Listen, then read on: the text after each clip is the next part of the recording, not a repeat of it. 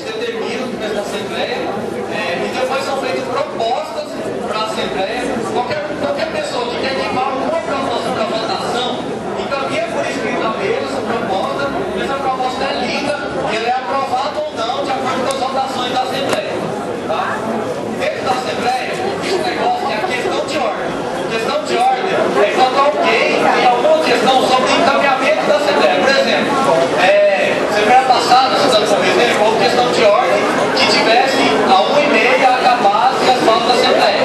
Como a Assembleia vai ser encaminhada, como vai ser o andamento dela, se alguém tiver alguma proposta, alguma divergência, como elas são encaminhadas, levando uma questão de ordem.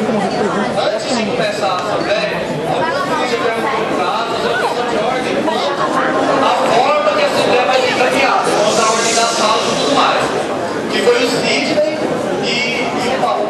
Eu vou abrir para eles colocarem questão de ordem, porque vai preceder a forma como a gente vai levar a Assembleia, e aí depois a gente vê como que vai se dar a discussão, tá bom? Então, e o Renzo também. Então, primeiro eu vou abrir para o Sidney, primeiro depois para o Paulo e depois para o Renzo. Olá, boa tarde. Meu nome é Sidney, sou das redes sociais. E